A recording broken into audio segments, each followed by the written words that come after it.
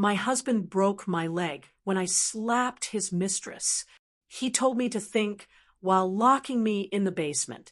I told my father, who was a gangster's boss, over the phone, "Dad, don't let a single member of the family survive."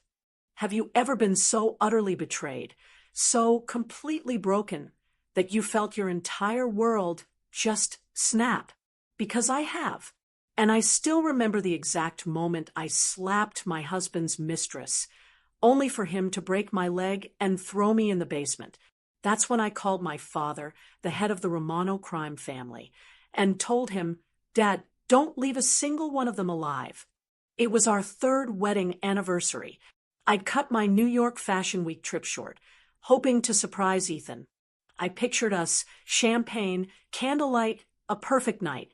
But the moment I opened the door to our Greenwich mansion, the sharp click of my stilettos echoed on the imported Italian marble, and my stomach dropped. A woman's stockings and lingerie were strewn across the living room floor, a twisted silk breadcrumb trail leading straight up to our master bedroom on the second floor. My heart began to pound. A cold sweat broke out on my palms. But like a fool, I clung to this tiny sliver of hope. Maybe the housekeeper was just cleaning. That hope shattered the moment I heard familiar moans. And then a sickeningly sweet voice. "Ethan, what if your wife comes back early?" It was Chloe. Chloe Vance. My best friend from college. "Don't worry," Ethan grunted, his breathing heavy with an excitement I had never heard before. "She's in New York. She won't be back until tomorrow. And so what if she does? That broke designer. I'm the one who pays for everything anyway." I stood outside that door, my entire body trembling. Chloe Vance, my best friend, was in my bed with my husband, and the last 3 years I had dedicated to our family reduced to me being a freeloader in his eyes. Every last shred of my sanity snapped. I kicked the door open. The horrific sight of two pale bodies, tangled together, burned into my eyes. Ethan scrambled off Chloe, who screamed, pulling the sheets over herself. But that provocative smirk, it still lingered. "Sophia, listen to me." Ethan started scrambling. "This is all a misunderstanding." "Shut up." My hand swung, connecting with Chloe's face with all my strength. Her head snapped to the side. Her perfectly sculpted nose was now crooked, and blood trickled from the corner of her mouth. "Sophia, are you crazy?" Ethan leaped from the bed and punched me hard in the stomach. The pain buckled my knees, but I forced my head up, glaring at him through the tears. "Ethan, how could you do this to me?" "How could I? You deserve this." He grabbed me by the hair and dragged me towards the grand staircase. "Who the hell do you think you are? Marrying into my family was the greatest honor of your life, you pathetic designer. How dare you hit Chloe? Her father is the CEO of Vance Industries." Even through the searing pain of my scalp being torn, a laugh escaped my lips. "So that's it. You cheated because her family has more money than mine? Have you forgotten who stood by you when you started your company from scratch?" "Shut your mouth." He shoved me in a fit of rage. I lost my balance and tumbled down the stairs. My right leg slammed into a decorative corner post. A horrifying crack echoed through the mansion, followed by an agony so intense that my vision went black. "Stop the drama and get up." Ethan sneered, walking down the stairs to kick my injured leg. I screamed, my back instantly drenched in a cold sweat. "Ethan, I think her leg is broken," Chloe said, wrapped in a bedsheet, her face pale as she stared at my twisted limb. "What a nuisance," Ethan muttered, then grabbed my arms and dragged me toward the basement. "Let her cool off down there. Maybe she'll learn her place." I nearly passed out from the pain, but I bit my lip to keep from making another sound.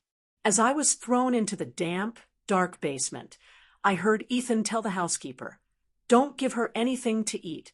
Let her reflect on what she did for the next 24 hours. The heavy steel door slammed shut, and darkness consumed everything. I huddled in a corner. My right leg was already swollen beyond recognition, and the pain made me lose all sense of time. How long had it been? I felt for the phone in my pocket. Miraculously, it wasn't broken. At the very bottom of my contacts list was a number I hadn't touched in 20 years, saved under a single word: Dad. I pressed the call button. After 3 rings, a low, authoritative voice answered. "Yeah, Dad." My voice was a raw, broken whisper. "It's me, Sophia." Silence stretched for a few seconds on the other end. Then, I heard the sound of a chair crashing to the floor, followed by an urgent voice. "Sophia, where are you?" "What happened?" "My husband broke my leg, and he locked me in the basement." Each word was like swallowing glass. "Dad, help me." "Send me your address. I'll be there in 10 minutes.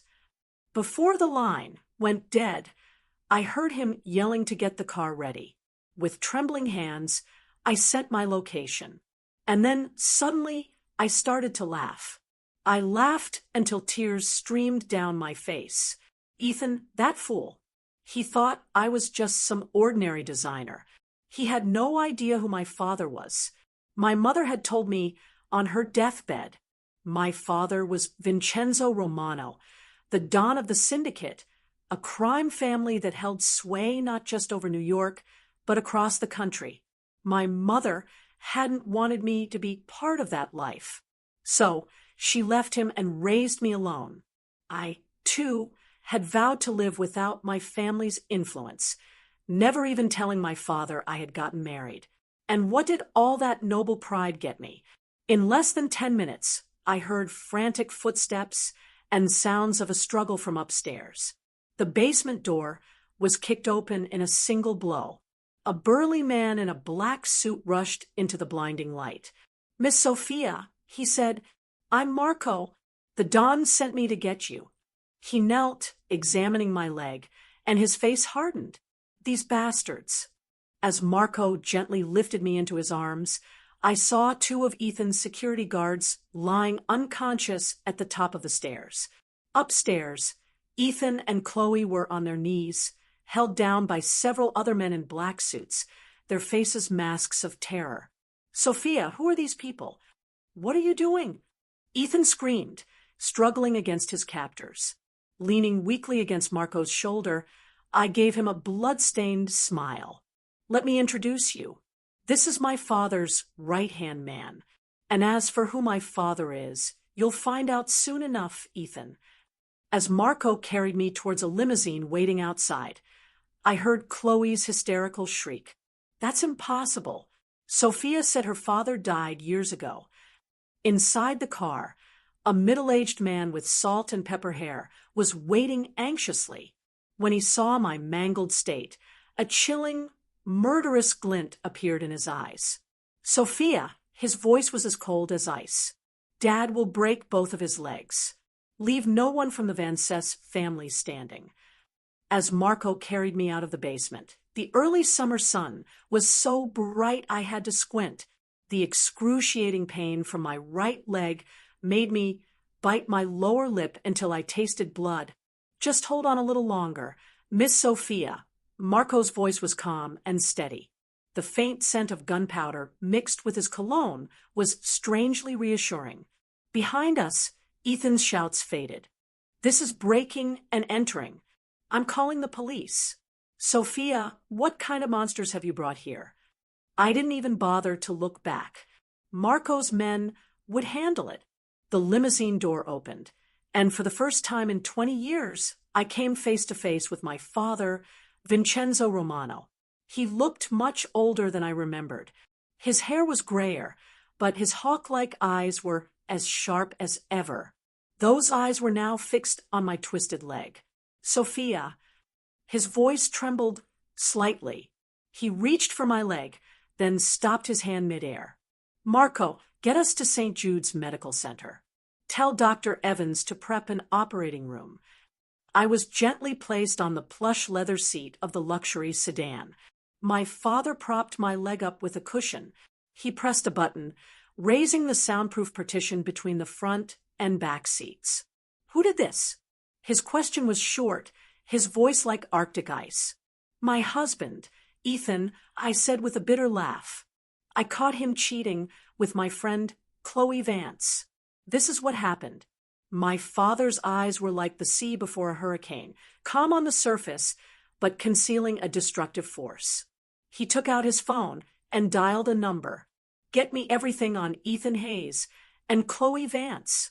Yes, the daughter of Richard Vance. Good. Don't touch them yet. Wait for my orders. Hanging up, he turned to me. Why didn't you call me sooner? After your mother left, I never stopped looking for you. Mom didn't want me involved with the syndicate. I said weakly. I went to design school, got a job at a famous firm. I thought I could live a normal life. A muscle twitched in my father's jaw, and you ended up with a beast who breaks your legs. I couldn't say anything. The city skyline blurred past the window, just like the last 3 foolish years of my marriage. At the very important person entrance of St. Jude's, a team of doctors was already waiting. Dr. Evans, one of the top orthopedic surgeons in the country, personally pushed my gurney into the elevator. My father held my hand the entire way to the operating room. His hand was rough but warm. The surgery was a success. When I woke up, I was in a hospital suite that looked like a 5-star hotel room. My right leg was in a cast, elevated by a sling. Outside the window, the glittering city lights stretched to the horizon. My father was sitting on the sofa by my bed, reading through a file. Under the lamplight, his profile looked exceptionally cold and hard. Dad, I called out softly. He immediately put the file down and came to my side. How are you feeling? Dr. Evans said the surgery went perfectly, but you'll be off your feet for at least 2 months. Thank you.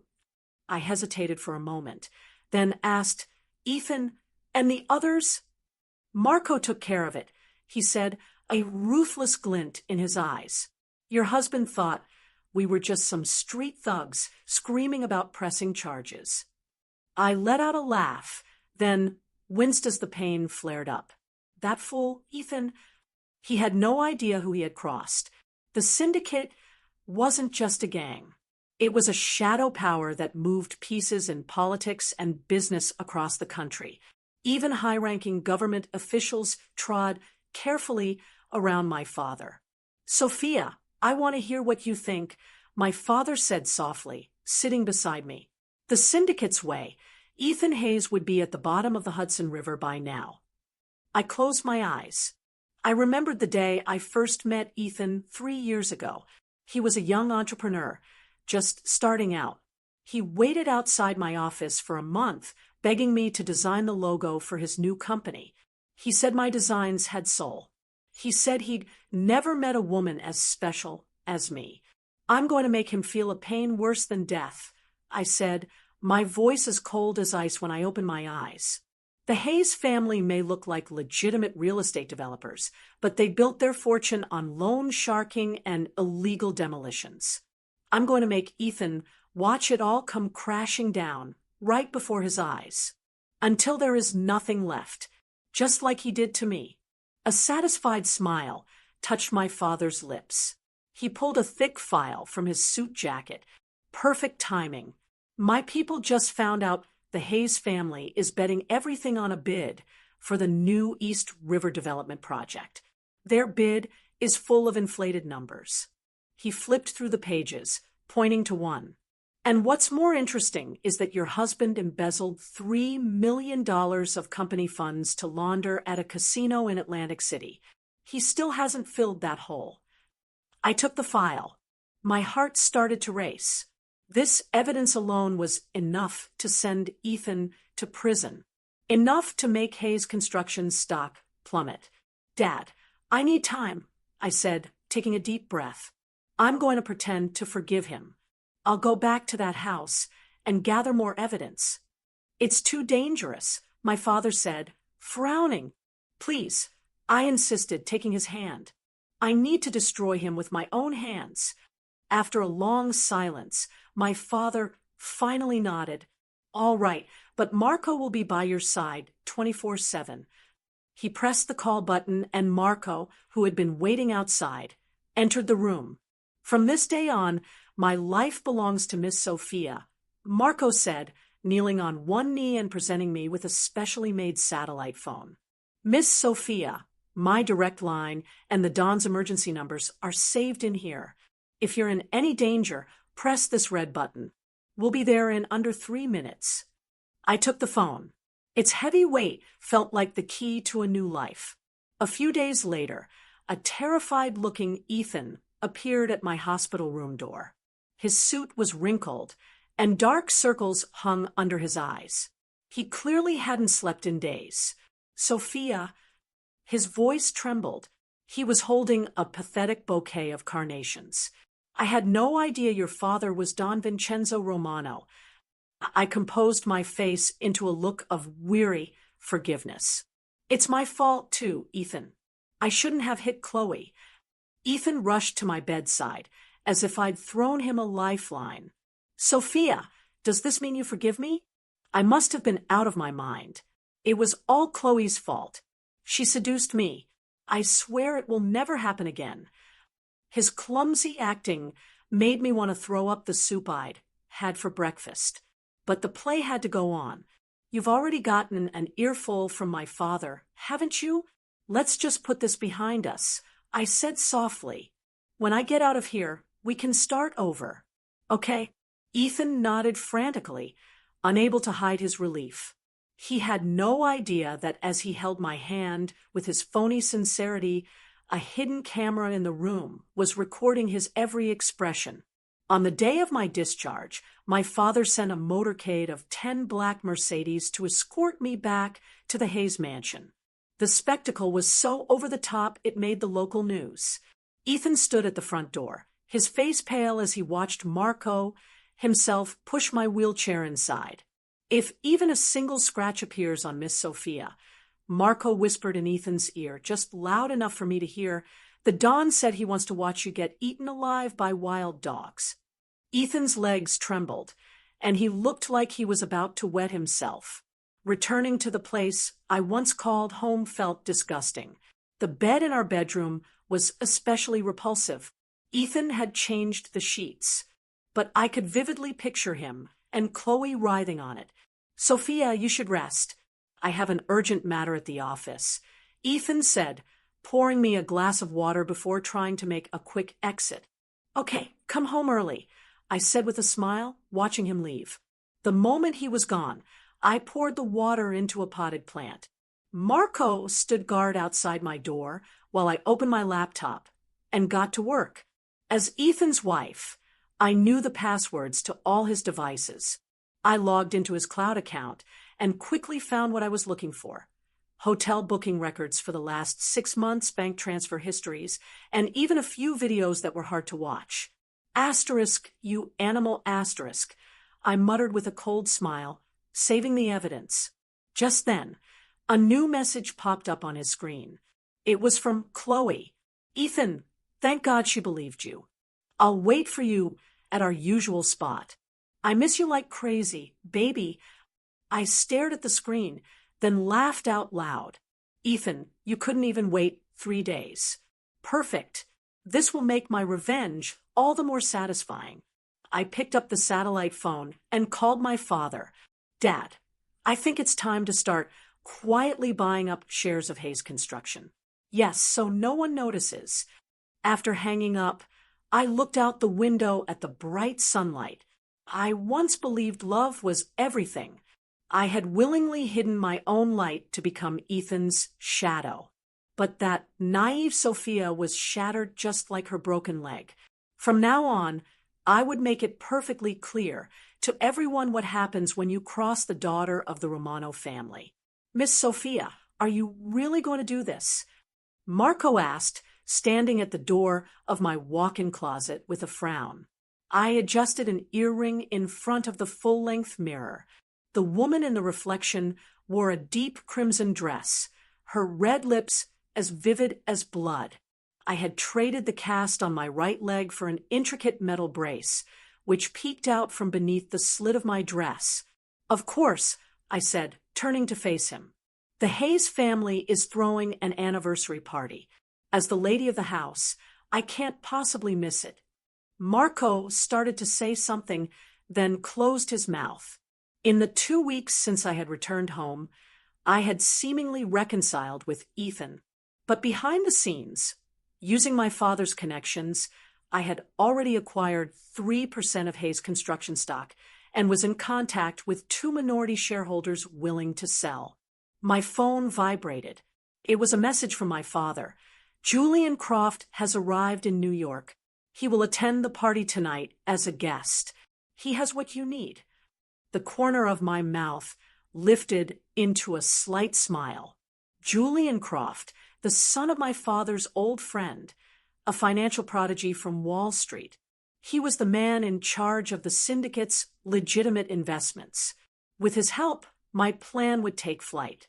"Miss Sophia, the car is ready." Marco handed me a silver USB drive. "The video you requested has been processed." I slipped the USB into my clutch. The cool touch of the metal glinted under the light, just like the cold resolve in my heart. The party, celebrating both the founding of Hayes Construction and our anniversary, was held at the Plaza Hotel in Manhattan. The moment I entered the ballroom on Ethan's arm, hundreds of eyes turned to us. They were filled with curiosity, surprise, and mostly the eager anticipation of a public spectacle. The scandal of a tycoon's wife exposing her husband's affair with her best friend had spread like wildfire through the city's elite. "Sophia, you look stunning tonight," Ethan whispered in my ear. His hot breath on my neck made my stomach churn. I suppressed my disgust and gave him a radiant smile. "It's an important night. I can't have you losing face, can I?" Ethan breathed a sigh of relief. The gentle, understanding demeanor I had shown for the past 2 weeks, even convincing my father to forgive him, had clearly convinced him that I had forgotten everything. The foolish man. My father-in-law and mother-in-law approached, their faces plastered with awkward smiles. After learning my true identity, the social climbing couple's attitude had done a complete 180. "My dear, how is your leg?" My father-in-law, William Hayes, said, wringing his hands. "Ethan can be so thoughtless. We're so grateful for your understanding." I responded with a smile and scanned the room. I soon spotted Chloe Vance by the champagne tower. She was wearing a white lace dress that made her look like a cheap wedding cake. She shot me a look full of resentment. "I need to go say hello to an old friend," I said, releasing Ethan's arm and making my way towards Chloe leaning on a cane. Chloe's face went pale, and she instinctively took a step back. "Chloe, it's been a while." My voice was just loud enough for a few people nearby to hear. "White suits you. You look just like the ghost you played in our college play." A few stifled laughs broke out around us. Chloe's face turned from white to a furious red. "Sophia, don't be so smug. Ethan is only with you because he's afraid of your father." I silenced her by placing my index finger on her lips. "Let's not spoil the mood on such an important night." I leaned in and whispered in her ear for her alone to hear. "There's going to be a fun little show later. Make sure you keep your composure."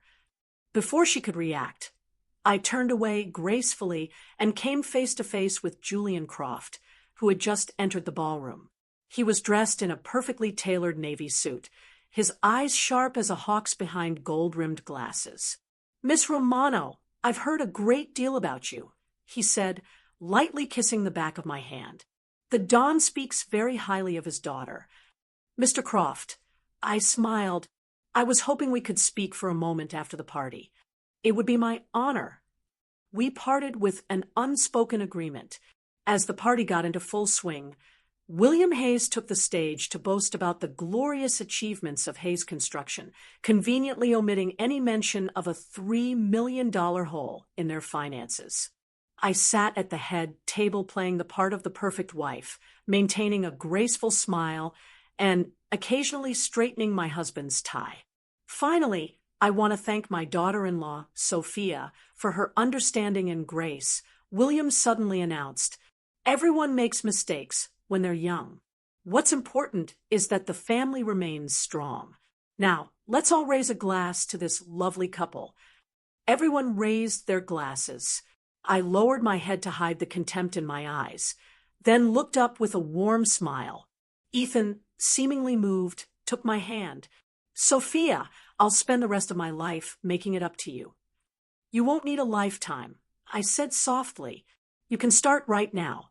Leaving him with a puzzled look, I took my cane and slowly walked up to the stage, taking the microphone from the MC. "Thank you all for attending our anniversary party despite your busy schedules." My voice was clear and steady. "As the wife in this family, I've prepared a special gift." I gestured towards the lighting booth. The ballroom lights dimmed, and a massive screen slowly descended from the ceiling. Ethan's face tensed, a sense of dread dawning on him. "No, Sophia, please don't." He tried to rush the stage to stop me, but Marco appeared behind him, his hand clamping down on Ethan's shoulder like a vice, holding him in place. "Enjoy the show, darling," I said, pressing a button on the remote. The high-definition screen lit up with a crystal-clear video of Ethan and Chloe writhing on my marital bed, complete with graphic audio. A date stamp in the bottom right corner showed it was filmed while I was in the hospital with my broken leg. They couldn't even wait 3 days. The ballroom erupted into chaos. Chloe screamed and ran for the exit, but was blocked by security. My father-in-law's face turned ashen, and my mother-in-law fainted on the spot. But that's just the beginning.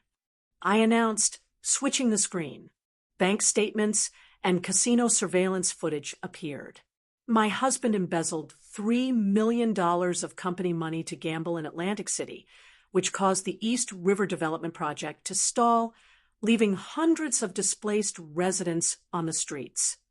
Finally, I played an audio recording of Ethan on the phone with the head of a demolition crew. "I don't care if 1 or 2 of them die. The important thing is that the site is cleared by tomorrow." The ballroom fell dead silent. I walked step by step towards the ashen-faced Ethan. "For 3 years of our marriage, I secured 7 major projects for you. My designs won awards and raised Hayes' construction stock price by 30%. My voice was quiet but sharp as a razor, and what you gave me in return was betrayal, violence, and humiliation." Ethan's legs gave out, and he collapsed to his knees. "Sophia, I'm so sorry. I was wrong, but I forgive you."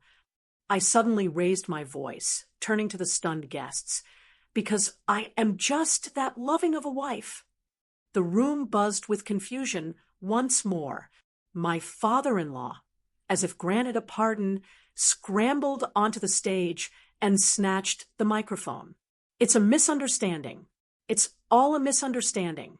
As you can see, my daughter-in-law has forgiven my son. Now, everyone please enjoy the party." I descended from the stage gracefully, walking through a sea of complicated stairs toward the corner where Julian Croft was waiting.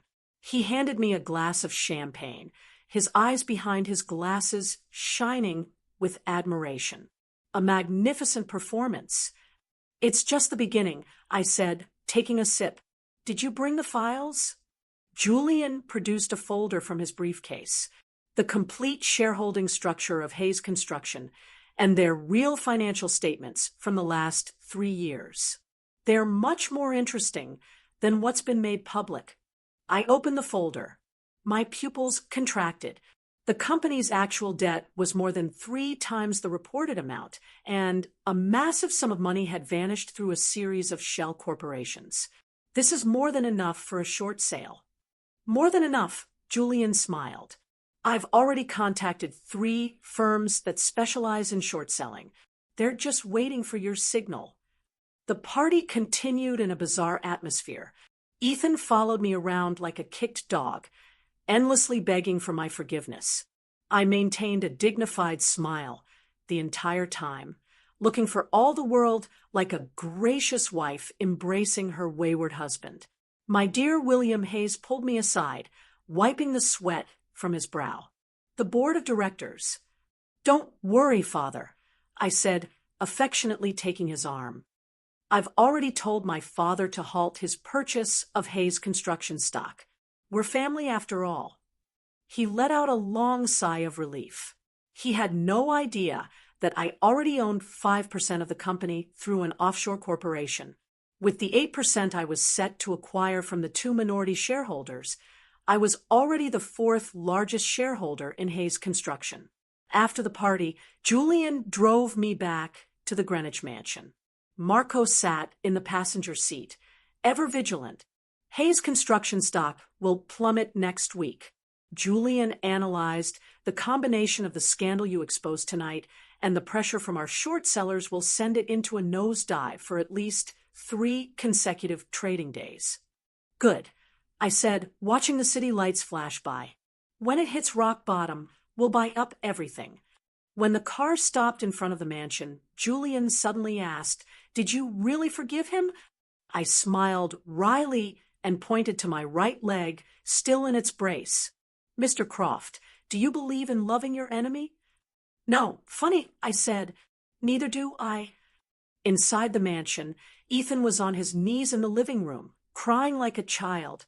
Looking down at him, I found the situation endlessly amusing. Asterisk, this was the man I once loved. This cowardly, despicable, spineless piece of trash. Asterisk, Sophia, I was wrong. I was so wrong. He sobbed, grabbing my leg and smearing tears and snot on my expensive dress. I stroked his hair, gently, as if patting a dog. "Ethan, let's start over." He looked up, a glimmer of hope in his eyes. "But," I continued, "I need to see that you're sincere. I hear Chloe's father is also bidding on that new North Shore development project." Ethan immediately understood. "I'll cut all ties with the Vance family tomorrow. I promise." "Good boy," I said, patting his cheek a couple of times. "Now go to bed. You have work tomorrow." After Ethan scurried upstairs, thanking me 1,000 times, I went into his study and locked the door. I called my father. "Dad, it's time to start the next phase." "Yes, I need the evidence on the Vance family smuggling operation." After the call, I turned on my computer and rewatched the video from the party, pausing on the frame where Ethan was kneeling and begging for forgiveness. I casually hit the delete key. This is just the beginning. My dear husband, you're about to learn that losing everything is a far greater pain than any physical wound. 3 days after the party fiasco, I was sitting in the dining room elegantly eating blueberry pancakes. My leg brace had been replaced with a much lighter model. Ethan came down the stairs, his tie askew and dark circles under his eyes. "Coffee," I offered, pushing a steaming latte towards him. He eyed the cup with suspicion and refused. "No thanks. I have an urgent meeting." I shrugged and took a sip myself. Ethan's recent behavior was quite amusing. In public, he was subservient, but when we were alone, he wouldn't even touch food that I had handled. Marco's warning had clearly been effective. "Oh, by the way," I called out as he was about to leave, "there's a charity auction at the club in Soho tonight.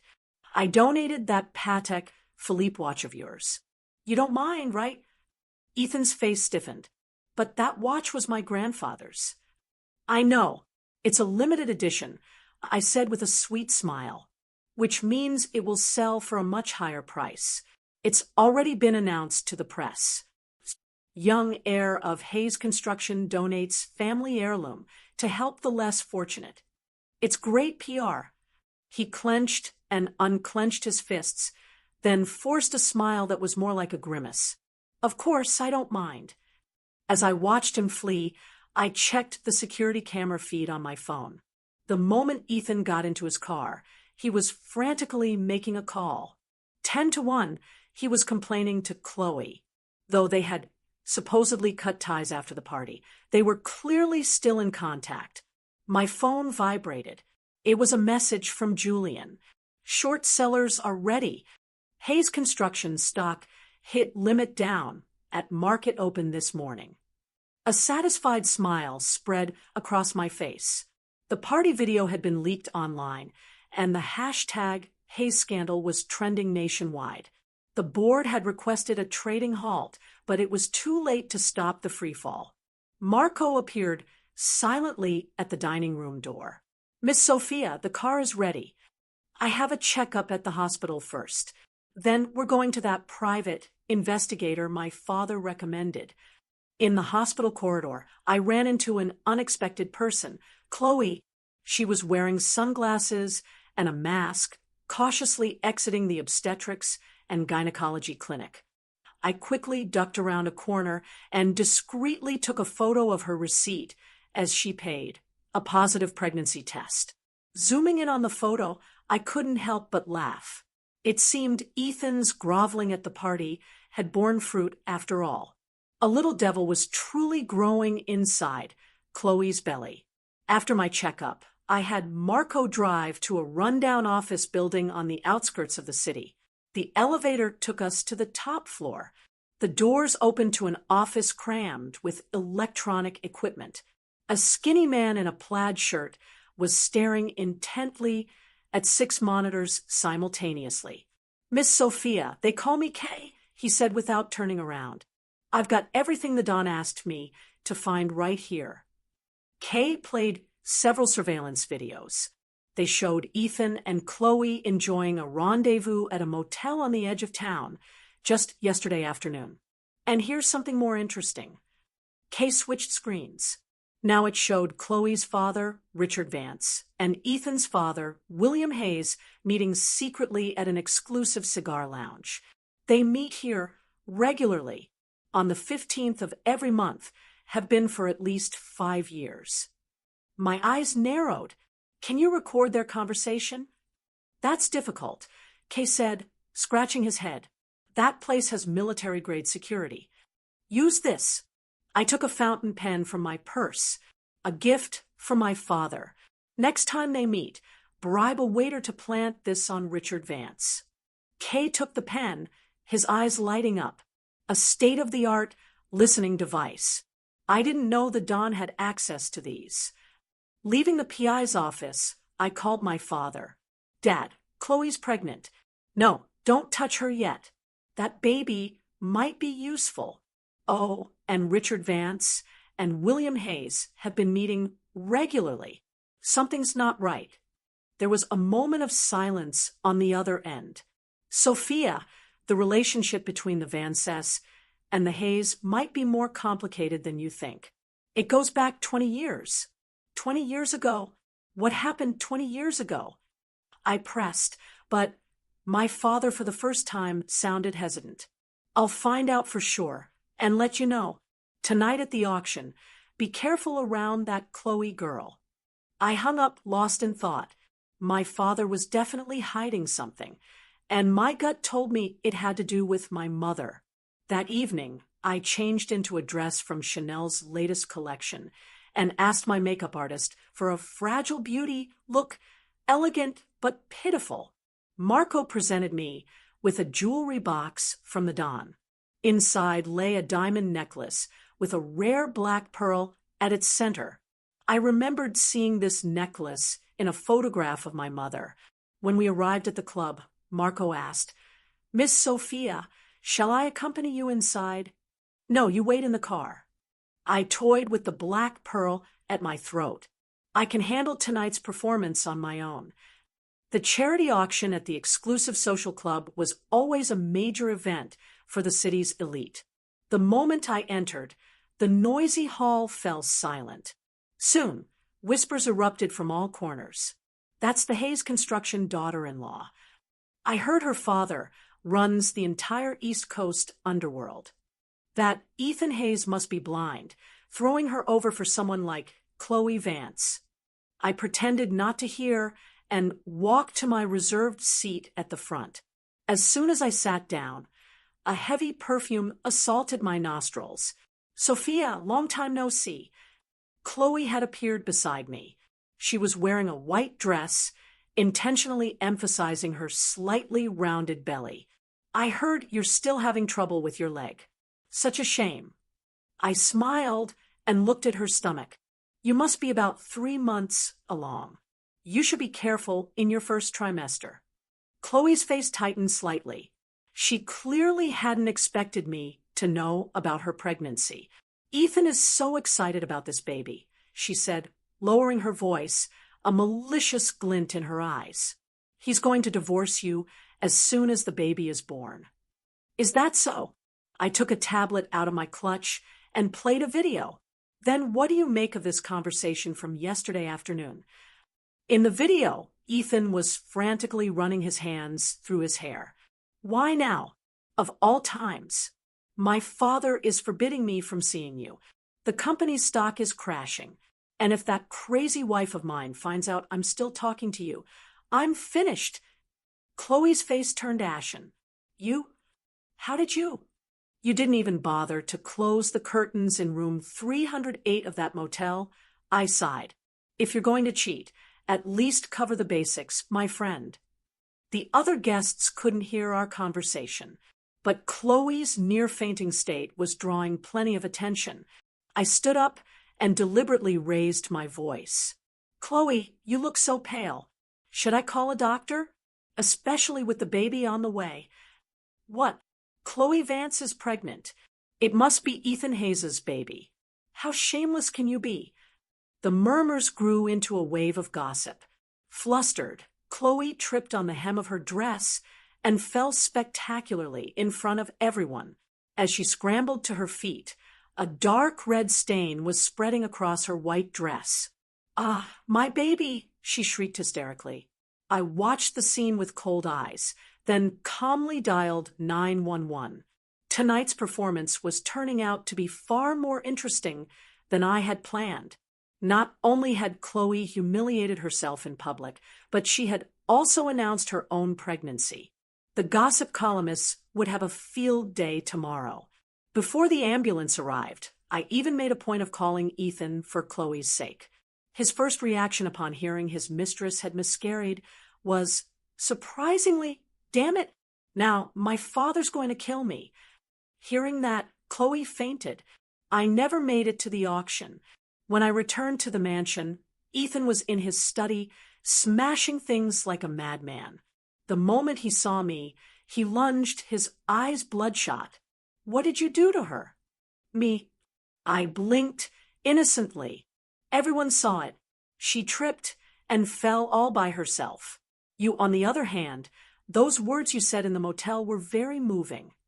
Ethan froze as if struck by lightning. You were spying on me. That's not important, I said, sitting down gracefully. What's important is that I've decided to help you two get together. Let's get a divorce. I tossed the word out lightly. I'm sick and tired of this sham of a marriage. A flicker of relief crossed Ethan's eyes, quickly replaced by suspicion. What are your terms? For old time's sake, I'll only take what I'm owed. I spread out the papers I had prepared. This house is mine, and I want 5% of your company shares. That's insane. Ethan shot up. Do you have any idea this house is worth $10 million?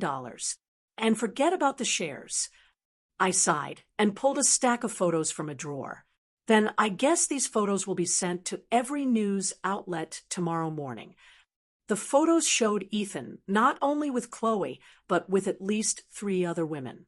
More damningly, there were pictures of him gambling in Atlantic City, hobnobbing with local mobsters. You? Ethan's face turned a deathly gray. I'll give you 3 days. Think it over, I said, collecting the photos.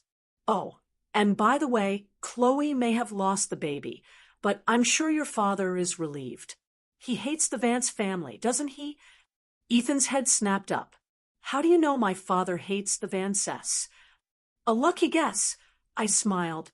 Why else would he forbid you from seeing Chloe? Ethan stared at me with suspicion, then stormed out of the room. I immediately called Kay, the investigator. I need you to dig into the relationship between William Hayes and Richard Vance. Focus on 20 years ago. After hanging up, I checked my computer for the day's harvest. According to Chloe's medical records, not only had she miscarried, but the trauma had damaged her uterus, making future pregnancies unlikely. An unexpected bonus. My phone vibrated. It was a recording from my father. I put in my earbuds. Richard Vance's furious voice filled my ears. "William, have you forgotten what happened 20 years ago? If I hadn't taken care of that body for you." The recording cut off abruptly, but it was enough to send a chill down my spine. William was my father-in-law. The word body made my blood run cold. A text from my father arrived a moment later. "Sophia, come see me tomorrow. There are things I need to tell you." I stared at the phone screen, my heart pounding. What happened 20 years ago? Whose body was it? And could it be connected to my mother's sudden death? Outside, a flash of lightning split the night sky. My reflection in the window was pale and cold, my eyes burning with the fire of vengeance. Ethan, did you think a divorce would be the end of this? No, it's just the signal for the next act of my revenge to begin. My father's estate was nestled deep within a bamboo forest on the outskirts of New York. A high wall surrounded the property, with 2 men in black suits standing guard at the gate.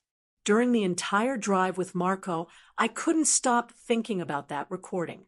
Took care of that body. Those words were like thorns in my mind. "We're here, Miss Sophia," Marco said softly.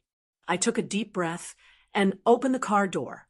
My father was in the garden practicing Tai Chi. Each movement was deliberate and powerful, belying his age. "Sophia." He stopped and gestured for me to follow him inside. "Is your leg better?" "I can walk without the cane now." I followed him into his study. The rich scent of cigars and old leather filled the air. The room was exactly as I remembered it, right down to the celadon vase my mother had cherished, still in its place.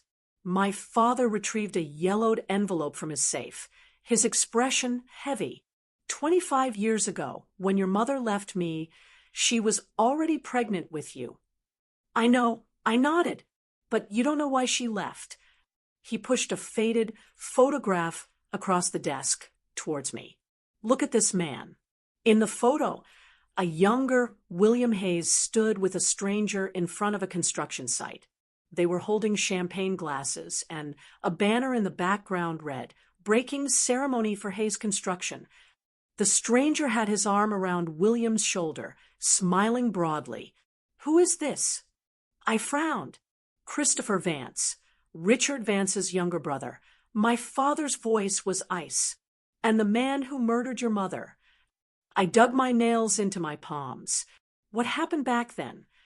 William Hayes and the Vance family were running a redevelopment project together using illegal demolition tactics. Someone died in the process. Christopher Vance beat a protester to death. My father produced another document. Your mother happened to capture proof of it on film and was going to go to the police. The document contained several blurry photos. Christopher Vance was holding a steel pipe, and a bloodied protester lay on the ground. The date on the photo was 1 week before my mother's death. Christopher found out and went after her. My father's voice trembled slightly.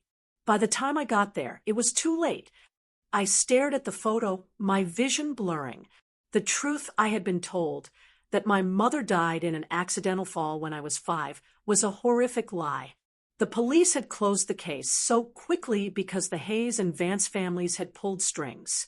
What about Christopher Vance? My voice was a raw whisper. "Dead," my father sneered. "Died in a car accident 3 days after the funeral." I looked up sharply, and the look in my father's eyes told me it was no accident. William Hayes and Richard Vance covered everything up, my father said, gathering the documents. I've been collecting evidence for years, but their roots in politics and business run too deep. Until you married Ethan Hayes. I finally understood my father's silence. You were waiting for me to find out the truth. I didn't want you to be blinded by revenge, he sighed. But now you have your own reasons to seek it. I stood up and walked to the window. The bamboo forest swayed in the wind, sounding like the whispers of 1,000 ghosts. My gentle mother, who had taught me to paint, had met such a brutal end. Dad, they have to pay the price in blood, I said, turning back to him, my voice strangely calm. Not just Ethan, but the entire Hayes and Vance families. A look of satisfaction crossed my father's eyes. Do you have a plan? First, we need to make them turn on each other. I opened my phone to a report Julian had just sent. The defective steel rebar used in the Hayes Construction East River project was supplied by a shell company controlled by Richard Vance. My father's eyes gleamed. You're trying to drive a wedge between them. The media is already prepped, I said, glancing at my watch. In an hour, the news about the East River project's potential collapse will be front-page financial news. My father poured me a glass of whiskey. As for Richard Vance, I've already tipped off customs about his smuggling containers. They're making their move tonight. Our glasses clinked. In that moment, I was truly my father's daughter, no longer the foolish woman who cried within the confines of her marriage. As I was leaving the estate, Marco handed me a file. Miss Sophia, Kay found these internal documents from Hayes Construction. I skimmed through the confidential files, a smile playing on my lips. Ethan's embezzlement was far worse than I had thought. He hadn't just lost money gambling. He had forged board meeting minutes to secretly mortgage the company's core assets. Marco, change of plans. Take me to the Hayes Construction headquarters. I said suddenly, it's time to pay my dear husband a visit. In the top floor boardroom of the Hayes Construction building, an emergency board meeting was underway. Through a secretary loyal to my father, I was getting a live feed of the meeting. The East River collapse is an accident. The media is exaggerating. I could hear Ethan's frantic voice through my earpiece. The most urgent thing now is to stabilize the stock price. Mr. Hayes, the problem isn't just the media, came an older man's voice. It was Mr. Chun, a veteran board member. The safety inspection report just came in. All the materials failed. The supplier is an affiliate of Vance Industries. How do you explain that? I had no knowledge of this. Ethan stammered. That was the procurement department's. And your cousin runs the procurement department, doesn't he? Mr. Chun said coldly. The board is demanding a full audit, including the whereabouts of that $3 million you spent. I heard the sound of a glass shattering, followed by Ethan's furious shout. I took out my earpiece and happily rode the elevator to the top floor. When I opened the boardroom door, every director turned to look at me. Ethan was standing at the head of the table, his face ashen, his tie crooked. He looked like a defeated rooster. I apologize for the interruption, I said with a smile, walking towards an empty seat. It was a seat my father had secured for me through his shell company's shares. As a major shareholder, I'd like to hear how you plan to handle the East River project. Ethan's eyes widened, as if they would pop out of his head. How did you, Mrs. Hayes? You may not be aware, Mr. Chun said, standing to greet me, but our initial investigation suggests this was caused by faulty materials, and the supplier is closely linked to Vance Industries. Oh, what a coincidence, I said, feigning surprise. My father just received a tip that Customs is raiding a Vance Industries smuggling warehouse tonight. The boardroom descended into chaos. The directors whispered amongst themselves, some already pulling out their phones. Ethan's face was gray. He knew better than anyone about the dirty deals between his company and Vance Industries. Gentlemen, I raised my voice. I propose we form an independent investigation committee to thoroughly examine all transactions between our company and Vance Industries. Furthermore, given Mr. Hayes's recent instability, I move that his duties as COO be temporarily suspended. You crazy bitch! Ethan lunged at me, but was restrained by security. Calm down, darling, I said softly. This is for your own good. Just imagine if those loan documents from the Atlantic City Casino and the paper's mortgaging company assets were to be made public. Ethan froze as if choked. He finally realized the cards I held were far more than just proof of his affair. The board passed my motions with an overwhelming majority. As I left the building, the sky was stained a blood red, like the impending fate of the city's power structure. My phone vibrated. It was a message from Julian. Short sale successful. Hayes Construction stock down 60%. Acquired 11% of outstanding shares. A moment later, a text from my father arrived. Customs raid successful. Richard Vance in custody for questioning. I let out a long breath and got into the waiting car. Marco handed me a cup of hot tea. Back to the safe house, Miss Sophia. No, that place. I trailed off as a black SUV in the rearview mirror caught my eye. It had been following us since we left the building. Marco, we have a tail. Marco's eyes sharpened. He pressed his earpiece. Team 2, 2 o'clock. Black Range Rover. License plate New York 8. Charles Thomas, 2134. Run it. Less than a minute later, the reply came. Plate is a fake, but we got a facial scan from inside the vehicle. It's the head of security for Hayes Construction. Ethan's men, I murmured, my eyes narrowing. When a dog is cornered, it bites. Lose them and take me to the safe house. Marco wrenched the wheel, and the car swerved into a narrow alley. The SUV followed close behind. The two cars engaged in a silent chase through the evening traffic of downtown Manhattan. Hold on, Miss Sophia, Marco said, pressing a red button on the console. A thick cloud of smoke erupted from the back of our car. While the pursuer's vision was obscured, Marco executed a series of sharp turns and drove into the underground parking garage of a shopping mall. We switched to a prepositioned car and smoothly exited through the rear. I could see the SUV still circling the garage entrance. Ethan is starting to suspect you. Marco's voice was grim. Should I have the Don send men to take care of him? No, I sneered. Let him. It's time to show Ethan that I'm not an easy target. The safe house was a discreet penthouse my father kept in Tribeca. The first thing I did was open my laptop to check the latest news. The financial channels were all abuzz with the Hayes construction scandal. Hashtag Hayes cover-up was trending on social media. Even more interesting was the rumor spreading like wildfire that Richard Vance had been taken into custody. Whispers suggested he was smuggling not just luxury goods, but drugs and weapons. Vance Industries' website was down, and their stock was frozen. My phone rang. It was Ethan. I let it ring 10 times before answering. Sophia, this was you, wasn't it? His voice was broken. From the background noise, he was in a bar. I don't know what you're talking about, darling, I said, putting him on speakerphone as I continued to review documents. Don't play dumb. The board meeting, the stock price, the Vances. This is all you're doing. What the hell do you want? He screamed hysterically.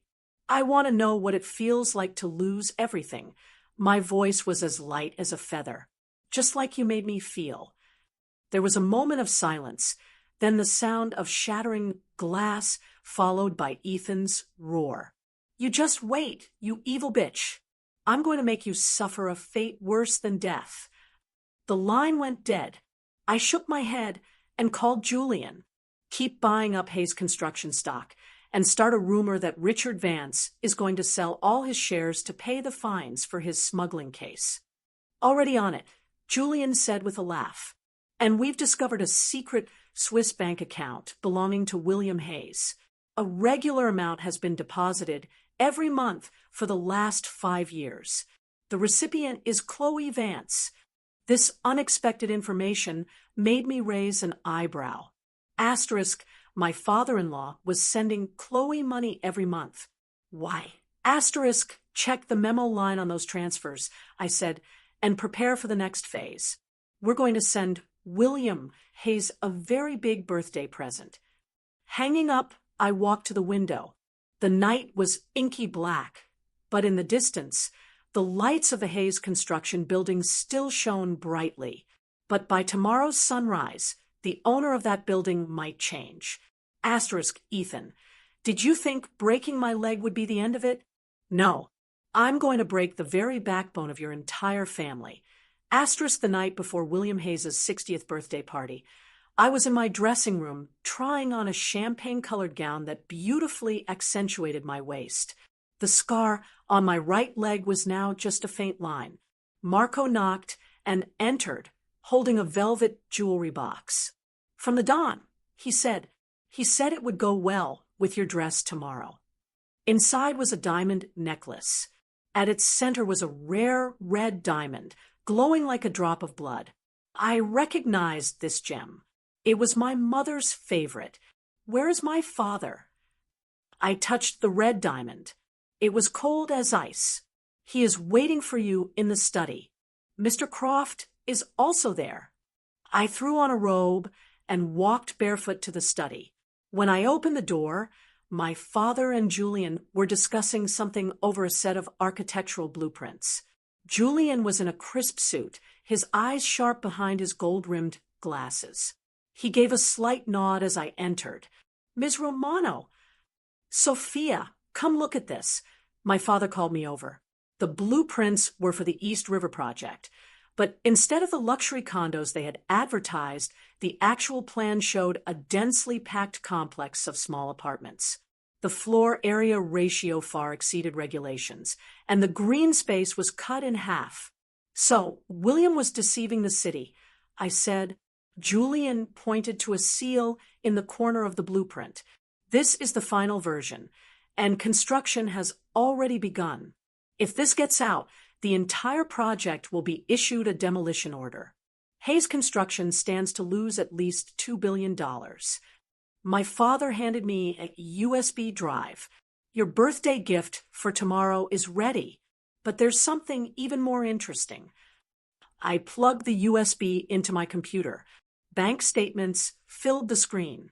From William's Swiss account, over $100,000 had been transferred to Chloe Vance every month, consistently for the past 3 years. The memo line always read discretion, but the most recent transfer was labeled medical bills. The date was the day after Chloe's miscarriage. My father-in-law knew Chloe was pregnant. I said, frowning. Julian opened another file. That's not all. According to Chloe's medical records, Ethan was on a business trip to Africa at the time of conception. The timeline doesn't match. My eyes widened. Then the child was... What's more interesting, Julian adjusted his glasses, is that William Hayes knew all of this and still helped Chloe hide the truth. My father sneered. The relationship between William and Chloe might not be as simple as a father-in-law and his daughter's friend. The information made my stomach turn. The Hayes family was even filthier than I had imagined. The press will all be at the party tomorrow, I said, closing my laptop. It's time to give the Hayes family a gift they'll never forget. The next day, the Hayes mansion was lavishly decorated with a line of luxury cars pulling into the driveway. I entered the party on Ethan's arm, playing the part of a loving wife. Since his suspension, Ethan had become noticeably subdued, like a dog with its tail between its legs. He couldn't even look me in the eye. My dear, you're here? William greeted me with a broad smile. His eyes lingered for a moment on the red diamond necklace at my throat, and his face subtly tensed. It was my mother's, I said with a sweet smile. I'm so glad you remember it. Father! William forced a composed expression, and led us to the head table where high-ranking city officials and bank presidents were seated. I noticed Chloe was also there, sitting in a corner in a plain white dress. Her stomach was flat, her face pale. When she felt my gaze, she lowered her head and fiddled with her napkin. The party reached its peak, and the MC announced the toasts. William took the stage, boasting about Hayes Construction's achievements, never mentioning the recent scandals. Applause erupted as if the stock market crash and construction disaster had never happened. And finally, I thanked my daughter-in-law Sophia for her understanding and grace. William raised his glass as another round of applause broke out. I gracefully stood up and walked toward the stage. Under the table, Ethan desperately tugged at my dress, but I easily sidestepped him. "You're too kind, Father," I said, taking the microphone. "As the daughter-in-law of this family, I've prepared a special birthday present for you." I gave Julian a nod. He operated his laptop, and the large screen in the ballroom descended. William's face tightened, a sense of foreboding in his eyes. "First, let's take a look at the actual blueprints for the East River project." I pressed the remote, and a murmur went through the crowd. The real plans were a world away from the advertisements. Several city officials paled on the spot. "Mr. Hayes, what is the meaning of this?" shouted the director of city planning, leaping to his feet. "It's a misunderstanding. All a misunderstanding." William rushed the stage to grab the microphone, but I quickly moved on to the next slide. Next, we have the transaction history of Mr. William Hayes's Swiss bank account. For the past 3 years, you've transferred over $100,000 a month to Miss Chloe Vance. The ballroom fell dead silent as the clear bank records appeared on the screen. Chloe screamed and ran for the exit, but was stopped by security. And finally, my voice suddenly turned sharp. "Miss Chloe Vance's pregnancy diagnosis. If you calculate the date of conception, my husband was on a business trip in Africa." "That's a lie." Ethan shot up from his seat. "I also have the DNA test results right here," I said calmly, displaying the final slide. "Darling, the results say the child was my child." The ballroom exploded as if a bomb had gone off. Ethan, like an enraged lion, tried to rush the stage, but was restrained by Marco. William, his face ashen, dropped his champagne glass.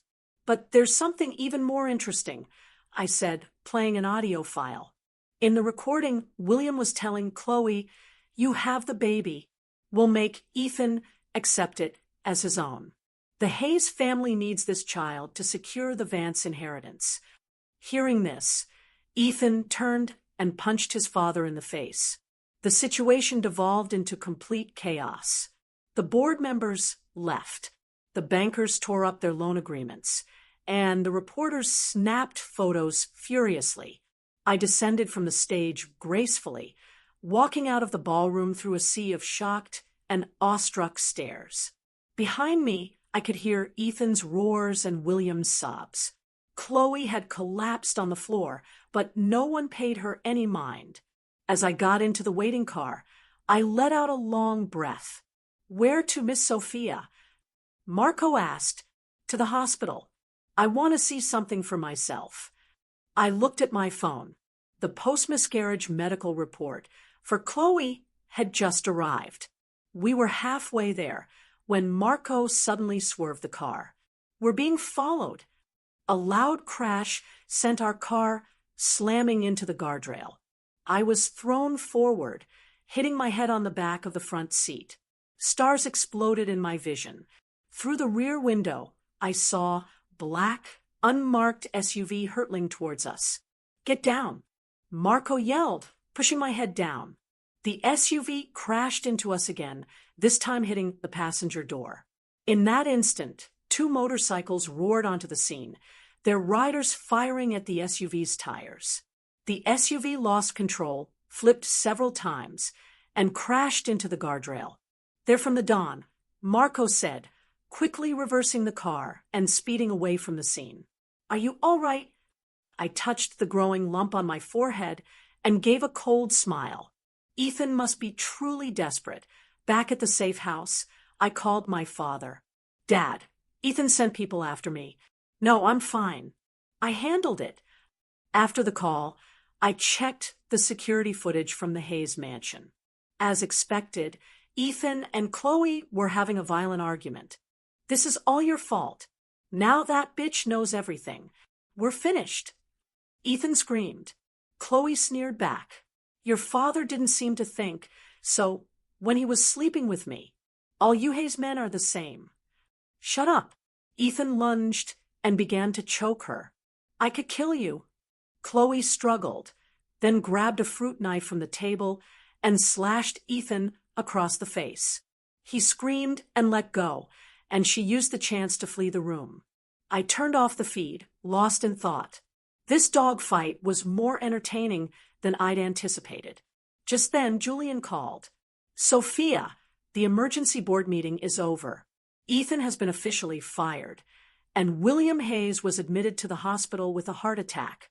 And the stock hit limit down again, Julian said with a light laugh. We now hold 18% of the shares. With the support of a few minority shareholders, it's enough to initiate a hostile takeover.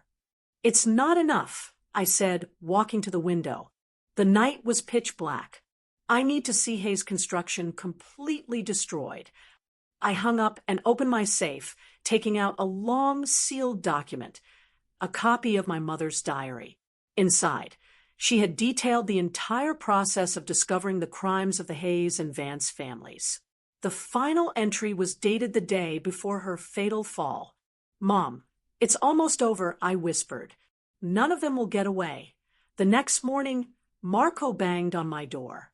Miss Sophia, there's a problem. Ethan and Chloe have disappeared. The mansion is in chaos. I shot out of bed. Around 3 a.m., the security guard was knocked out, and the CCTV footage was wiped. Marco handed me a tablet, but a street camera caught them being forced into a silver van. In the grainy footage, Ethan and Chloe were being dragged into the vehicle by men in black. It didn't look voluntary. Those aren't our men. I frowned. Run the plates. They're fake. Marco shook his head. But the van was heading towards the docks. I immediately called my father, but a stranger's voice answered. Miss Romano, if you want to see your father and your husband again, come to the warehouse at Pier 3 alone. Otherwise, Ethan's desperate screams echoed through the phone. The abandoned warehouse at Pier 3. The salty sea breeze carried a fishy stench. I stood in the darkness, my hand on the small pistol hidden in my sleeve. The cool metal was a small comfort. Marco and 6 of my men were positioned around the perimeter, ready to move in. Recon complete, Miss Sophia. Marco's voice came through my earpiece. 2 guards at the front door, 2 at the back. Total of 4 outside. Don't recognize their faces. Not local. Father. Thermal imaging shows 4 heat signatures inside. 2 standing. 2 seated. One of the seated figures matches the Don's build. I took a deep breath. Proceed as planned. 5 minutes later, I heard a series of dull thuds from the back of the warehouse, followed by the sound of bodies hitting the ground. I took that as my cue, approached the front door, and deliberately stepped on a piece of broken glass. Who's there? A tense voice called from inside. It's Sophia Romano. You told me to come alone. The steel door creaked open, and the muzzle of a gun was pressed to my forehead. The man holding it was a brute with a nasty scar under his left eye. Pat her down, he ordered. I calmly raised my hands and allowed another man to search me. They took my phone and wallet, but missed the blade in my boot and the pistol up my sleeve. Get in. The scarred man shoved me inside. The warehouse was dark and damp, lit by a single bare bulb hanging from the ceiling. A man in a black trench coat sat with his back to me. On either side of him stood armed guards. On the floor, Ethan and Chloe were huddled together, hands tied and mouths gagged, their faces bruised and bloody. My father was nowhere to be seen.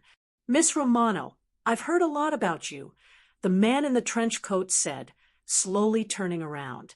I didn't recognize him. He was in his early 40s with a hooked nose and a long scar that ran from his cheek down to his neck.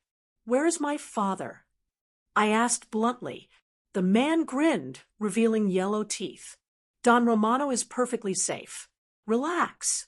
I brought you here to make a deal." "What kind of deal?" "The territories left behind by the Hayes and Vance families," he said, expertly flipping a butterfly knife between his fingers. "You did a very thorough job cleaning house, Miss Romano. Our boss was very impressed." "And who is your boss?" "That's not important." He stood and walked over to Ethan, lightly tracing his cheek with the tip of the knife. "What's important is that we can work together. You get your revenge. We take over their businesses. What do you say?" Ethan's eyes were wide with terror, and he shook his head, making muffled noises. Chloe had already passed out. I sneered. "You kidnapped my husband just to propose a partnership. We couldn't get a meeting with someone of your stature any other way." The man shrugged. "Besides, consider this us doing you a favor after this idiot tried to run you off the road." I slowly walked towards the center of the warehouse, the click of my heels echoing on the concrete. "Let me guess, you're with the Falcone family. I hear you've been losing a lot of business to my father lately." The man's face tightened, and his knife-flipping faltered. "You're well informed, Miss Romano." "That's not all." I stopped about 10 feet from him. "I also know about the shipment you're bringing into this pier tonight. I believe an anonymous tip has already been made to customs." "You bitch." The man lunged at me with the knife. At that exact moment, the warehouse ceiling exploded and dozens of smoke grenades rained down. Acrid smoke filled the space instantly. Gunshots, shouts, and footsteps created a symphony of chaos. "Get down, Miss Sophia!" Marco's voice yelled through my earpiece. I dropped to the floor, pulling the pistol from my sleeve. Through the smoke, I saw the scarred man stumble past me. I shot him in the knee. He screamed and collapsed. 5 minutes later, when the smoke cleared, a dozen heavily armed men in tactical gear had secured the area. The man in the trench coat and his crew were on the ground, and Ethan and Chloe were lying in a corner like dead dogs. "The Don will be here shortly," Marco said, brushing the dust off my clothes. "Are you all right?" "I'm fine." I walked over to Ethan and ripped the gag from his mouth. "Darling, your new friends don't seem very reliable." "Sophia, please save me. They were going to kill me." Ethan begged, tears and snot running down his face. What a shame they failed. I stood and turned to Marco. "Take these men to the police station. The charges are kidnapping and attempted murder." "Attempted murder?" Marco looked puzzled. I pointed to a security camera in the corner of the warehouse. "I have them on tape confessing to everything, including admitting they planned my car accident yesterday." Hearing this, Ethan suddenly screamed, "Sophia, you're a devil. This was all your setup." Marco kicked him silent. I shook my head and called my father. "Dad, it's handled. The Falcones tried to make a move." "Yes, customs has been notified." "I'll wait for you." I hung up and walked outside. The morning sun was just beginning to rise over the horizon, painting the harbor in shades of gold. In the distance, the wail of police sirens grew closer, while from the other direction, a convoy of my father's cars sped towards me.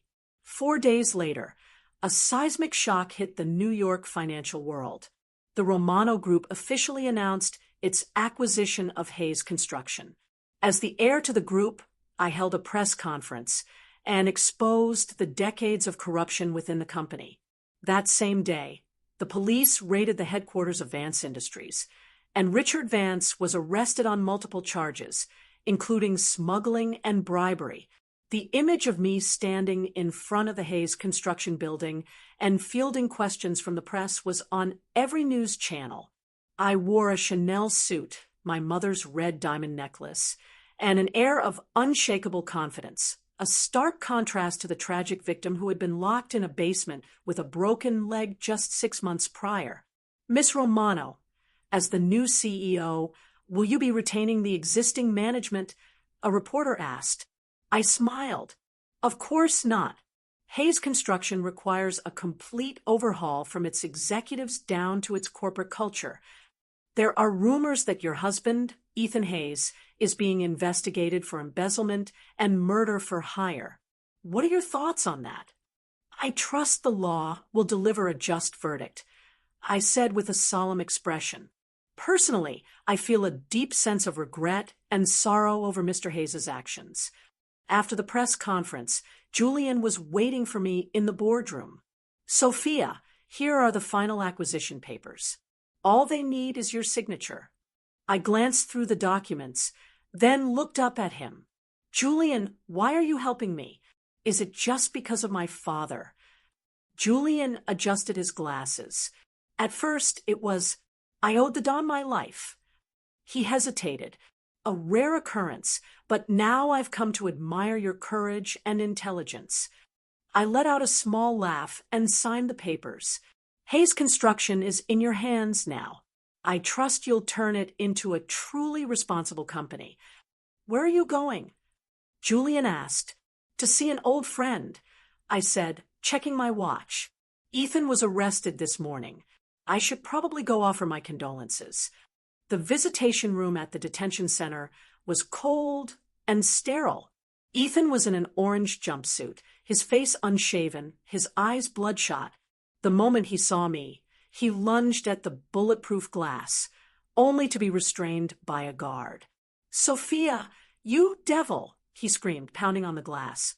I calmly picked up the receiver. Ethan, your charges are embezzlement, fraud, and murder for hire. All told, you're looking at a minimum of 20 years. Oh, and by the way, Chloe has already turned state's witness. She submitted evidence proving you conspired with her father to murder those protesters. Ethan's face went white. Lies. That was all Richard Vance. That old bastard. Really? I took out a small recorder and pressed play. Ethan's own voice came out crisp and clear. Get a few guys to rough up the protest leaders. I don't care if they end up dead. It's a fake. That recording is doctored, he screamed hysterically. I don't think the judge will see it that way. And about the baby Chloe lost. The DNA results came back. It wasn't my child. Ethan stood there stunned, as if struck by lightning. Then whose was it? Your father's, I said, delivering the final cruel blow.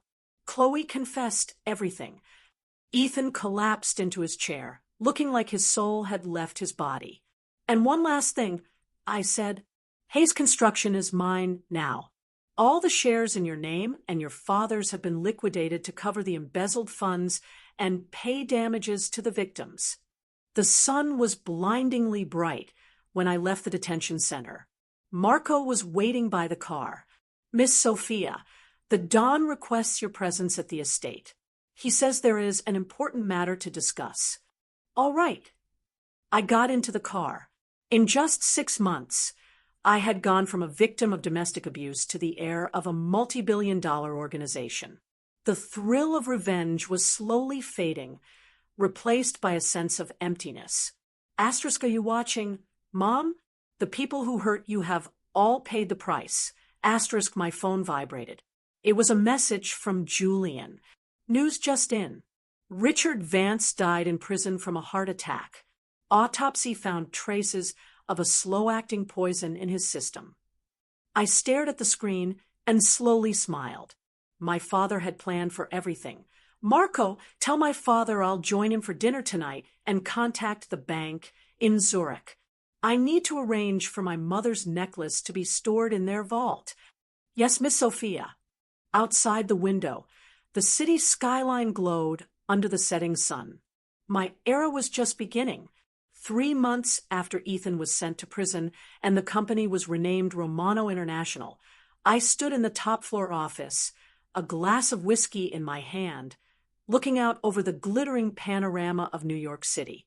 I came here almost every night, but it still didn't feel real.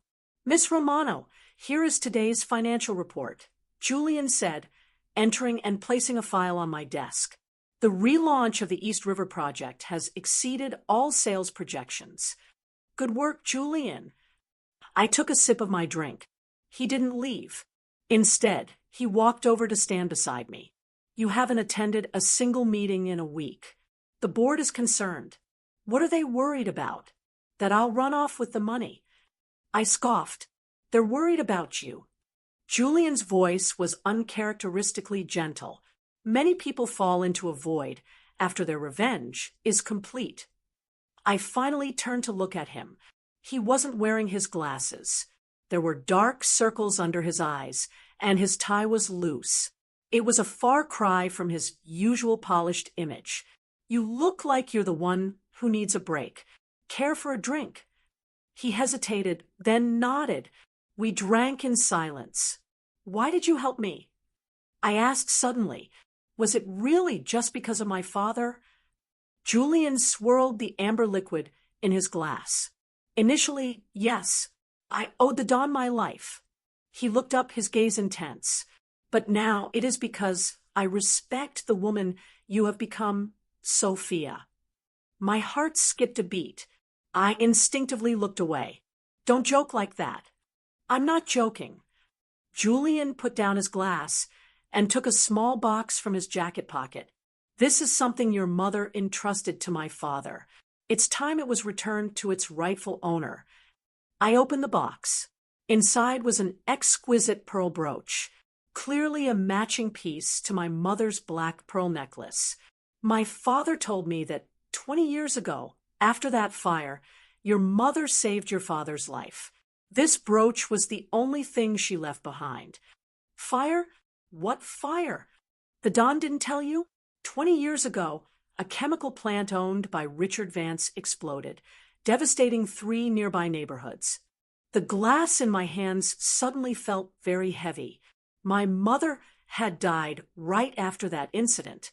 I need to see my mother's diary. I put down my glass and grabbed my coat.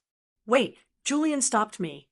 "I also found out the real reason William was sending Chloe money. The money wasn't for her. It was for Richard Vance. William was paying him hush money to cover up their shared role in your mother's murder 20 years ago. The USB he handed me felt cold in my hand. 20 years ago again, the darkest period of my life. I need to see my father tomorrow. I need to ask him everything." In the dusty attic of my father's estate, I found my mother's brown leather diary. May 3rd, 1998. I got the definitive proof on film. Christopher Vance beating a protester to death at the construction site. I have to go to the police tomorrow. May 4th, William Hayes came to see me, offered to buy the film for a high price. I refused. The look in his eyes as he left was terrifying. I think he's having me followed. The entry stopped there. The last page was torn out. I rummaged through the box and found a piece of a torn photograph. It showed my mother, William Hayes, and Christopher Vance in front of a sign that read, "Vance Chemicals." On the back was a small inscription, "Vance Chemicals Shareholders Meeting, February 1997, and a name, Eleanor Dawson.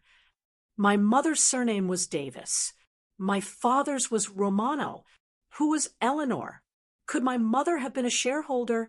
Just then, Marco called. "Miss Sophia, the Don has been hospitalized. It's a heart attack."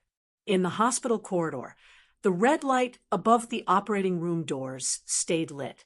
It had been 3 hours since my father went in. What happened? I don't know. He was meeting with the heads of the Falcone family when he suddenly collapsed. One of the old capos told me, "Miss Sophia, there is something the Don has hidden from you. That fire 20 years ago, it was meant for him." Christopher Vance was trying to eliminate a competitor and collect the insurance money. The operating room doors opened. The surgeon emerged. We've stabilized him, but he is 6 months at most. I went into the ICU. My father was surrounded by machines.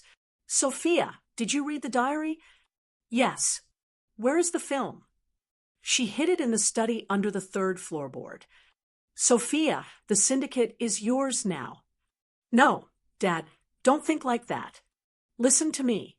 He gripped my hand tightly. Richard Vance is dead, but the Falcons won't stand down.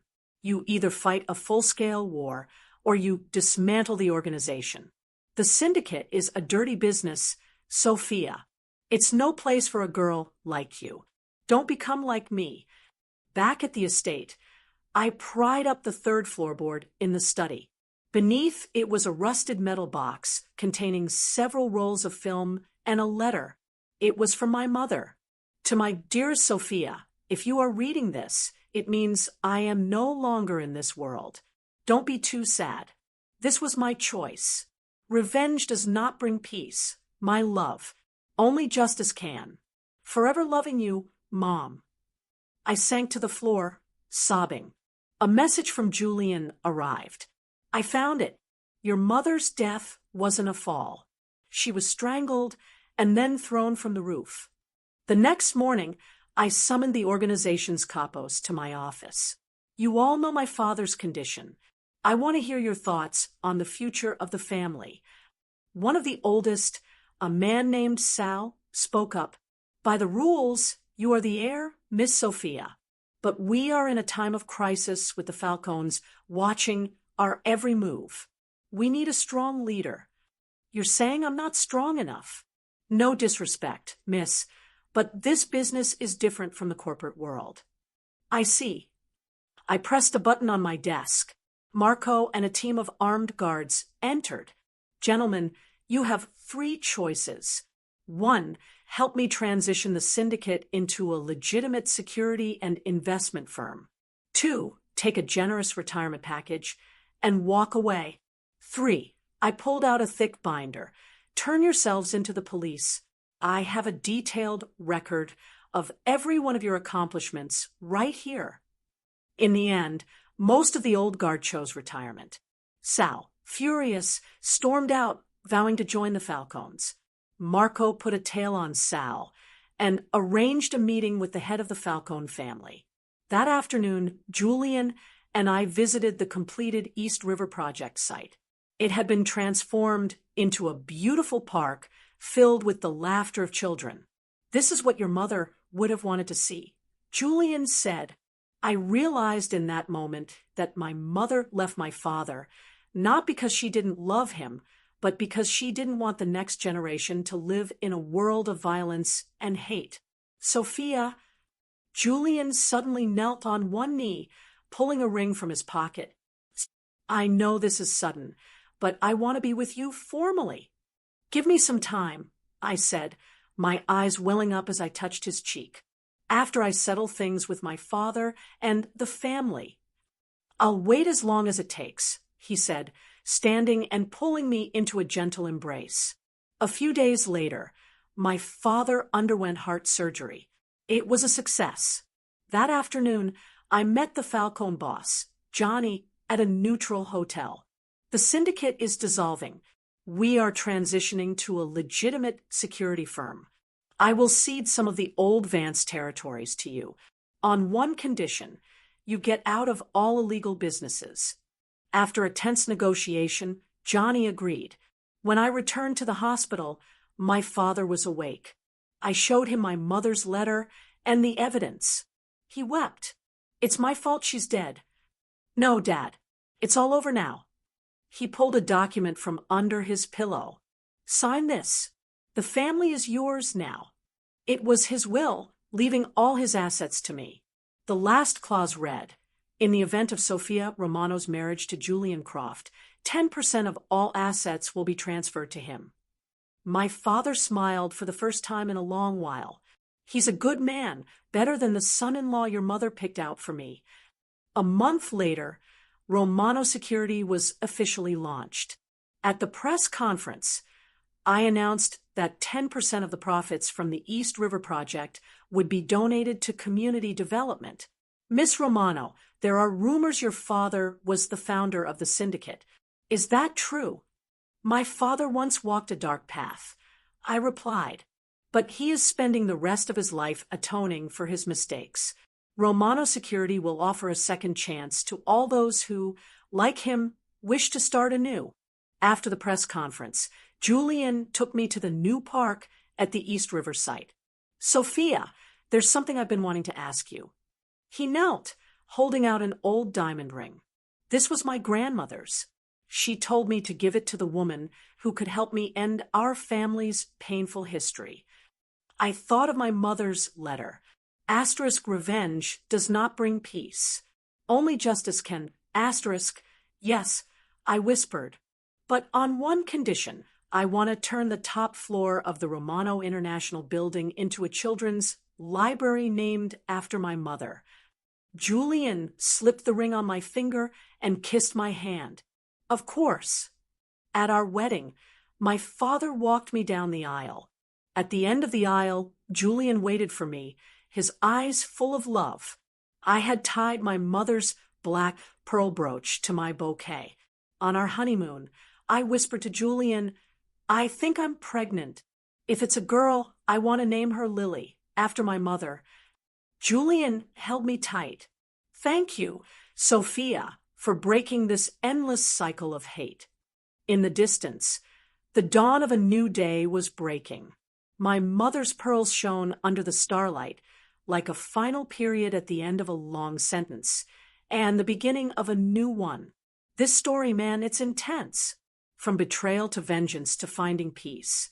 Sophia went through it all. What do you guys think? Was her revenge justified?